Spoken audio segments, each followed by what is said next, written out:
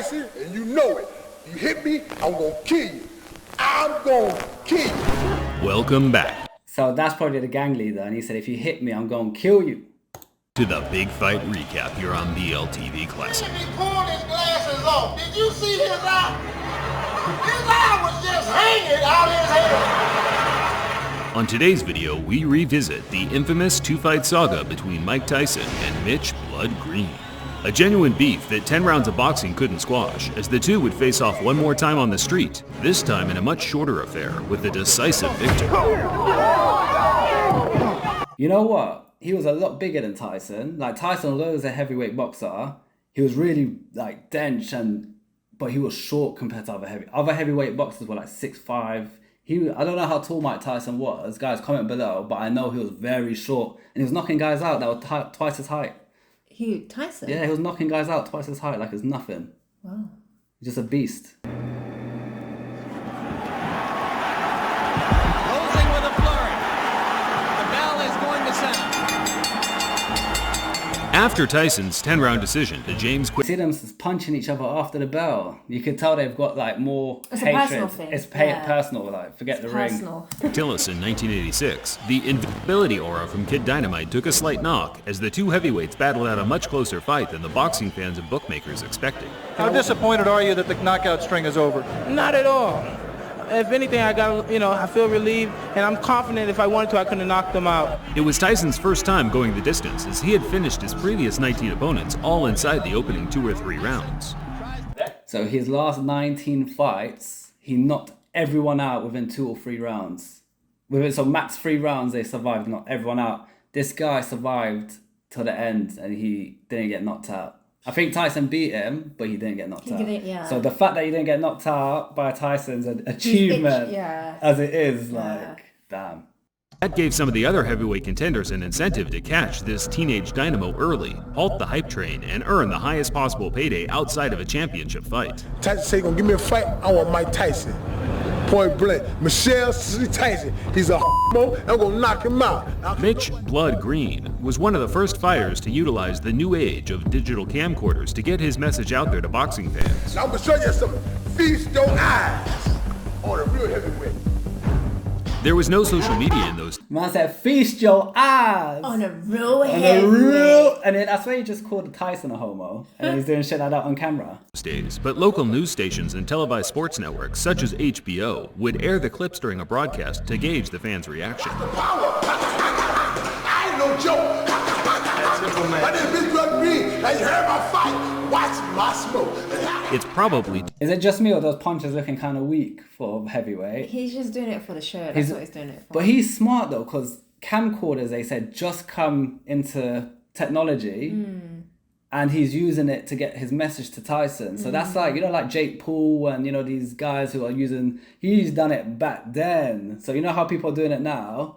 He's done this ages ago when it first come to light, and he got his message across because Tyson fought him. Yep. So boy. due to audio compression over time, but I can honestly say I have difficulty understanding what Mitch Green is saying. Two clear things were the muscle flexing and homophobic slurs, and bizarrely enough, as far as my research suggests, this was enough to land him a shot at the hottest prospect in world boxing.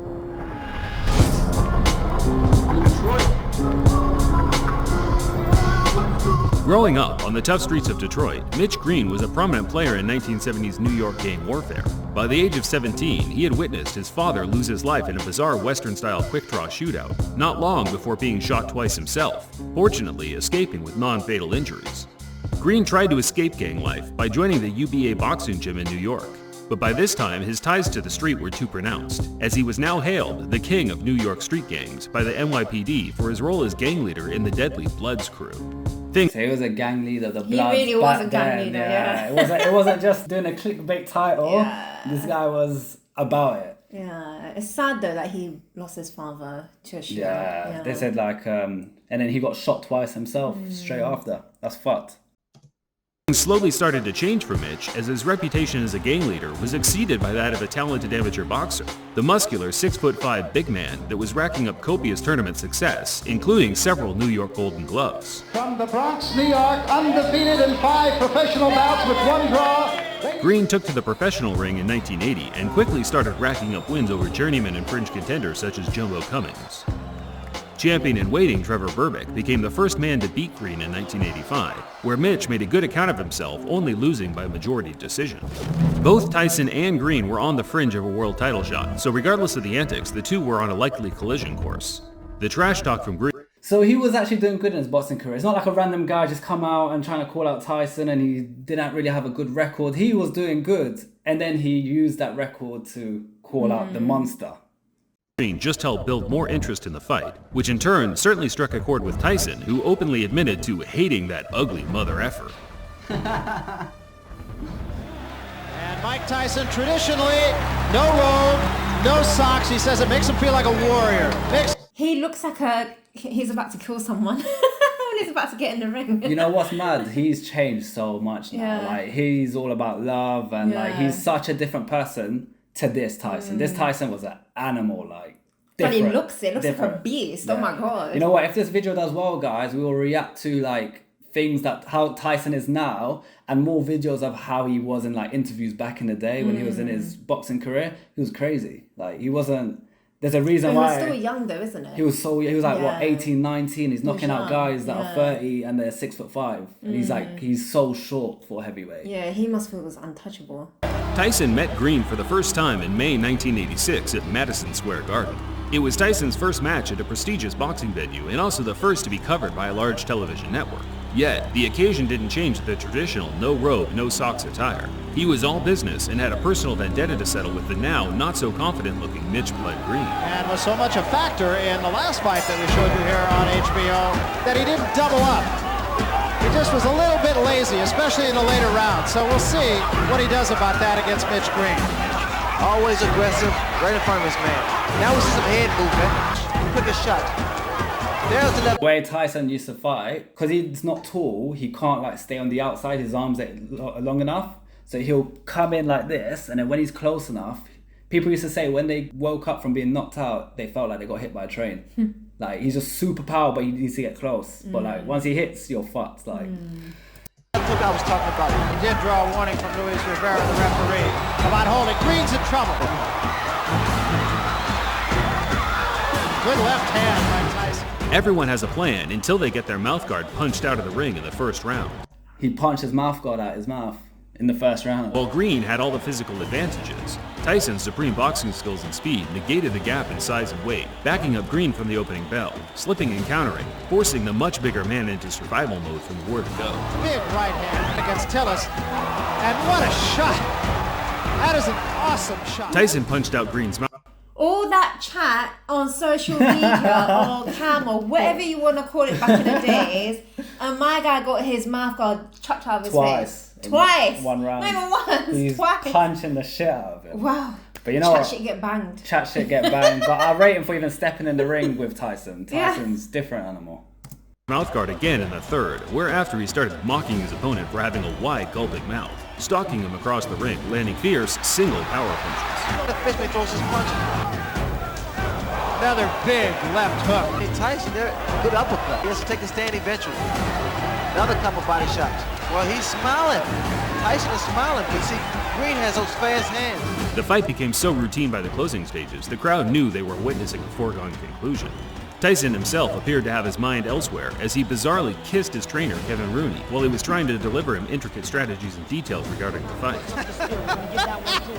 Well, Kevin Rooney is in there and just jabbering away 100 miles a minute. Mike Tyson leaned over and just kissed him.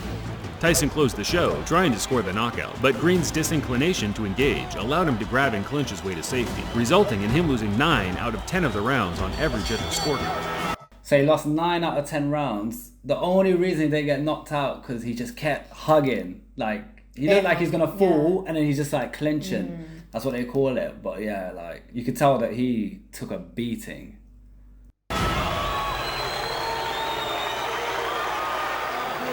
But we knew deep inside that I was going to win this fight so easy because of his style. He's a game, tough opponent, and he took some fairly decent shots. But as you know, I won comfortably, and I didn't try for the knockout, and I used a great deal of discipline in there, not knocking him out.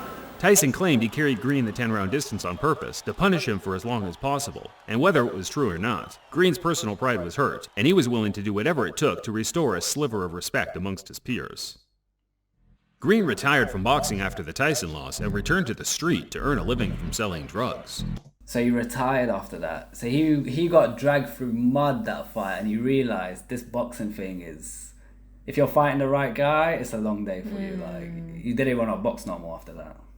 He always planned to one day get Tyson back in the ring, but as his years of inactivity ensued, Tyson progressed to one of the most dominant heavyweight champions of all time, undefeated and undisputed. The days of fighting lingering contenders such as Mitch Green were over. It wasn't until a couple of years after their fight that the two would meet again, this time in Green's element, the street. In the early hours of August 23, 1988, Mitch Green got wind that Tyson was shopping at a local clothing store close by to where he ran things on the street. Tyson had traveled a fair distance to pick up a luxury leather jacket handmade by one of his friends over at Dapper Dan's.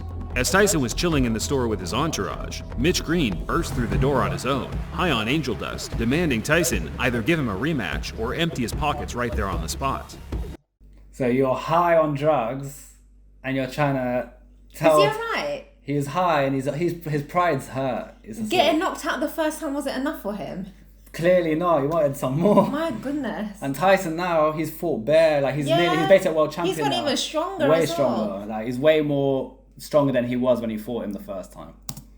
Tyson, of course, no stranger to altercations on the street, dragged Mitch Green outside and pummeled him to the ground multiple times. Spectators said that the fight was short, violent, and very one-sided. In fact, it was no longer than 15 to 20 seconds, but that's more than long enough for the heavyweight champion to inflict severe damage. There is no footage of the fight, regardless of the clickbait you see on YouTube, but there were many accounts of what happened that all aligned, all except Green's account, where he claimed Tyson sucker punched him and ran. Shit, you really think Mike Tyson's gonna sucker punch you and run away because he's scared of you? Come on now, like, he's you know what? Getting punched by Tyson with gloves must have been. People say they felt like they got hit by a train. Imagine bare knuckles. That must have fucked. That's why his eyes the way it is. His eyes closed. Yeah. And I bet you he only got punched once, and that's the damage. Ugh. He's a monster, that guy. Who threw the first punch here? He did. He sucker punched me because he's with his friends. You know, and when he hit me, and I said I couldn't get a chance to get to him like I wanted to, because everybody was like pulling me, you know, holding me, like so he could get away from me, and so he get away, and he ran from me. Green was certain the Tyson scuffle, which became mainstream news around the...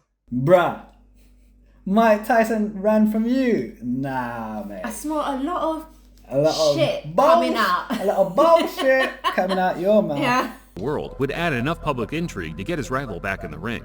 But Mitch had already burnt his bridges among the promoters in the sport, with his violent threats to Don King in the past already shadow banning him from ever earning any serious money in the ring again. After Green's failed attempts to get the rematch with Tyson, he filed a civil lawsuit for $20 million due to the injuries he suffered during their fight. The former gang leader came away with one small W to coincide with a long list of L's, winning the case and being awarded $45,000, close to what his purse was during their professional fight in 1986.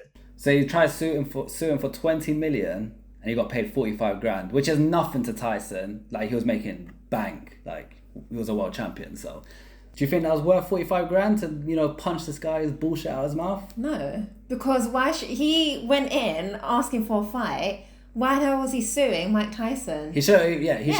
What the hell? He shouldn't be paid anything. He was like, you know what? I'm gonna make money one way or another. Let me sue this rich guy, make meals out of him, and live my luxury life. What the hell? And me being Tyson, although I'll be annoyed that 45 grand was lost, it is what it is. Like, I'm sure that's nothing to Tyson, and to give him a nice little punch in his face was probably worth it.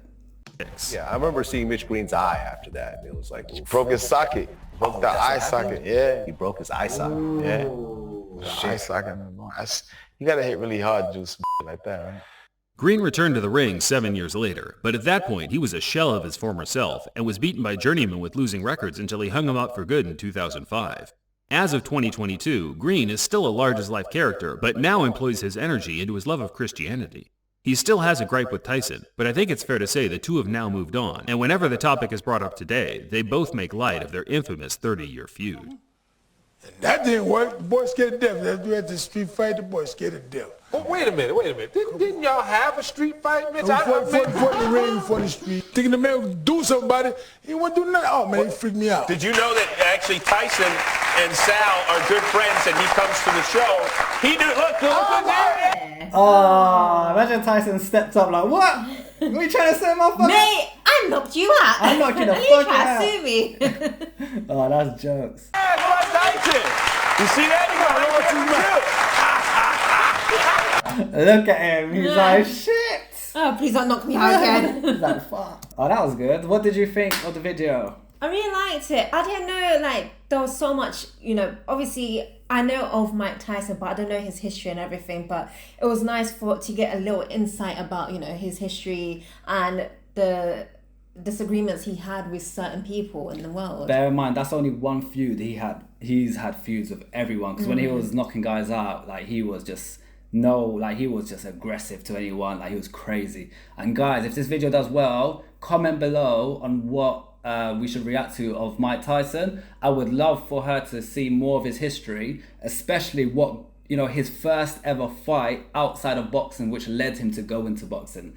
I would love for you to find that out, and I think you'll be like, what the hell? Because you won't expect it. Yeah. I'm not going to tell her. Guys, just hopefully this does well enough for us to react to it. Like, comment, subscribe, and we'll see you some other time. Peace out.